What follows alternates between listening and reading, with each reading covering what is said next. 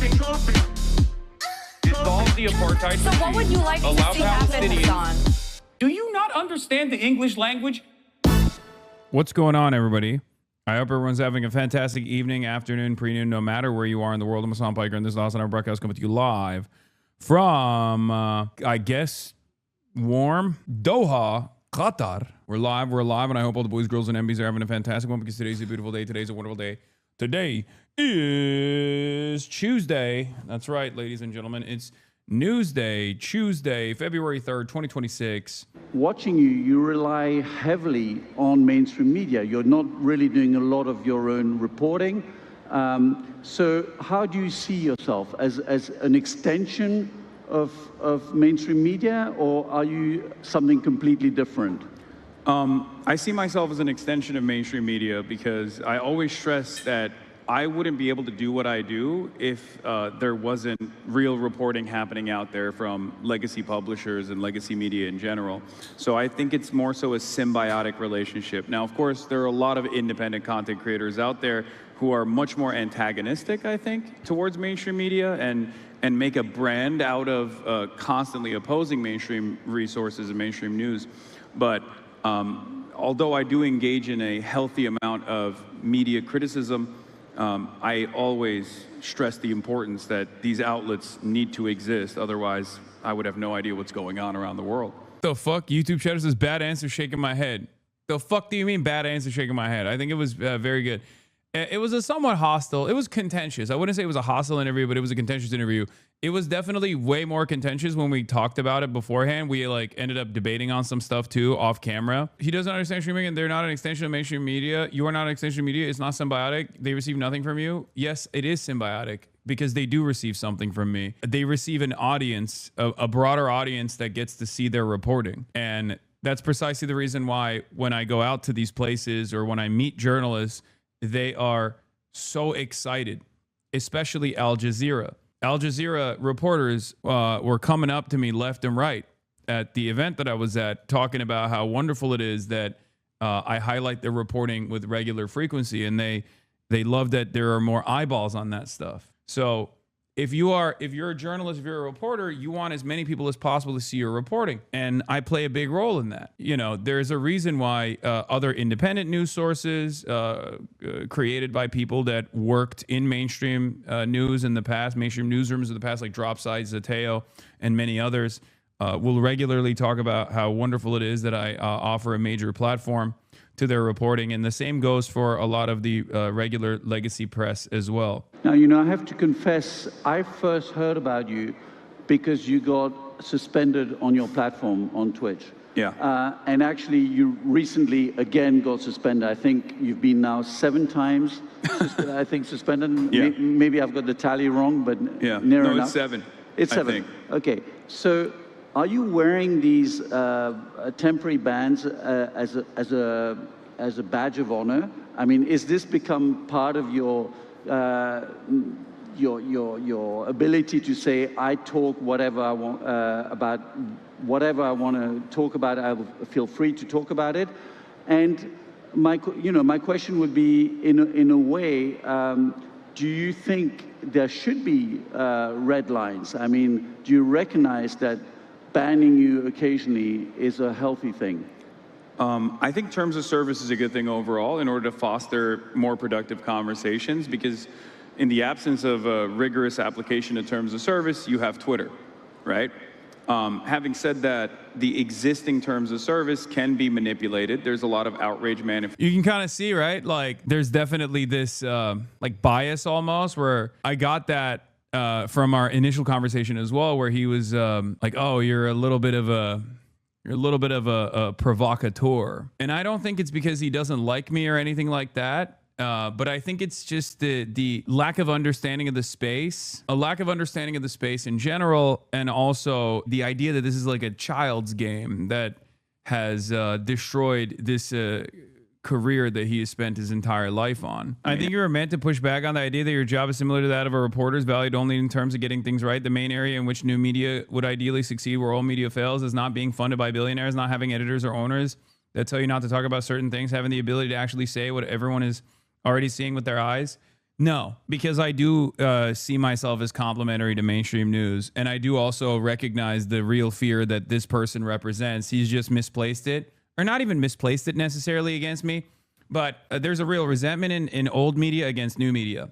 But there's also an understandable fear amongst adults that new media also represents this like dangerous, unstable information landscape. And it's something that I fear as well. It's something that I am very cognizant about. It's something that I'm also worried about. It's something that I spend a good deal of advocacy around speaking on, right? So that's the reason why I don't just like immediately dismiss or try to deflect his criticism and take it head on and try to explain to him in this circumstance that like I am somewhat different than what he thinks I am, and maybe to the audience that is also coming at this issue with the same perspective. Because you have to remember, a lot of you, by nature of being in this chat, are already completely aware of my commentary, completely aware of the space that I occupy, completely aware of what I'm trying to do. But a lot of people don't know that. A lot of people associate this sphere of influence with kick streamers, sometimes with Andrew Tate, with Clavicular, you know? And for that reason, they look at someone like myself and go, what is this guy's deal? What's he about? What's he doing? I'm speaking to those people in this moment. You could also talk about the fact that you kind of have a permanently 30,000 people watching that are kind of an editorial board that are permanently giving other perspectives and facts about what you're talking about. I did mention that in the beginning. I said it keeps me honest. Having a real-time feedback from 30,000 people actually keeps me honest. More honest than you know, what other entities might do. Hasan is not a reporter. He's an external editor. Yes. When I'm talking to older people, the way I describe it is like I'm a commentator. I never say I'm a journalist. I don't say I'm an activist. I'm neither of those things, even though other people will constantly say I'm both of those things. I'm not. I'm a political commentator. This already exists in the professional world. This already exists in legacy media. You know, Jake Tapper exists. Anderson Cooper exists. There's also people doing color commentary on the side as well. You know, Van Jones exists. And that's my job. That's the role I see myself as occupying in this sphere. Of course, unlike CNN, I don't have a fuck ton of producers. I don't have fact checkers, and I don't have any editor sitting on top of me saying, you can't cover this, you should cover this in a certain way.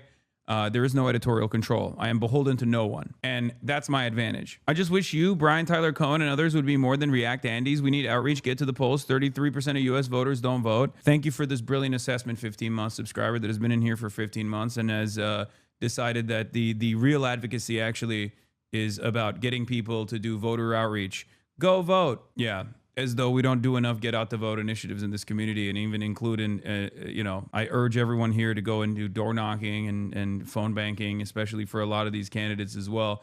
And yet here you are coming back to the real issue on hand. I'm voting. I love voting. I tell people to vote all the time. I come when I vote. Okay. I vote so hard all the time. So, you know, I started out in journalism not knowing who was reading my work. There weren't even the tools to monitor the viewership or the readership. Now we're in a different age, and in fact I was surprised to see you last night commenting on the Grammy Awards and then suddenly saying, you know, I've got 34,000 followers at the moment on Twitch, 20,000 on YouTube. So does that influence even what you're talking about? You're so close to the monitoring of who's listening and on what? So the reason why I was talking about that in a lighthearted way was because I had just gotten banned, and in the aftermath of being banned off Twitch, I went and live streamed on YouTube for the first time ever, and saw tremendous success on this alternative platform, at least for me. And so now that I'm unbanned on Twitch, I actually live streamed on both YouTube and Twitch at the same time. I dual streamed for the first time ever, so we were monitoring it and having a little bit of, you know, light back and forth between the two different communities. But as far as like my care and consideration for my viewership and my numbers goes, at the end of the day, what I care about is maintaining my editorial independence and speaking truth to power. And the example I always go back to is in the aftermath of October 7, when my audience actually halved because a lot of people were not ready, especially in the Western audiences, were not ready for someone to say that Israel played a significant role in the in how October 7 took place. A lot of people were understandably horrified by the images that they were seeing on their screens, and they said, this is not for me. I've enjoyed your commentary up until this point, and they left. But I did not. If I cared about viewership, I would have stopped right then and there and maybe even reconfigured my commentary. I didn't do that. I stuck to my guns, and I knew what the truth was, and I kept covering what was going on in Gaza every single day for 2 years, and eventually the audience came back. Well, Hasan, unfortunately, we're running out of time. Yeah. I wish you all the best. Stick to your guns, and I'm sure your viewers will stick with you as well. Yeah. Thank you so much.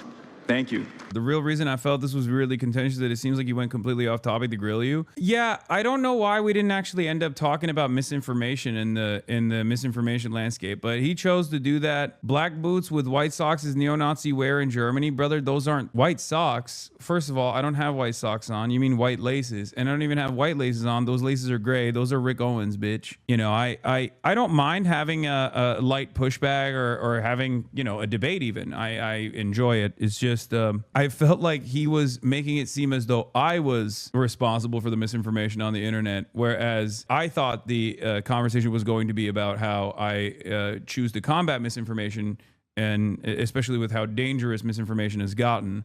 And I think that, like, when they originally set it up, that's the goal. That was the goal from the organizers in general. I mean, I don't mind it though. I think it was a healthy and productive conversation. I think you did a good job of having explained to the audience, to people who don't know who you are, what your type of job is and how it connects to the media. Yeah, it's mostly for the olds, but I thought it was fun. I thought it was a fun event in general. I thought it was a good conversation in general.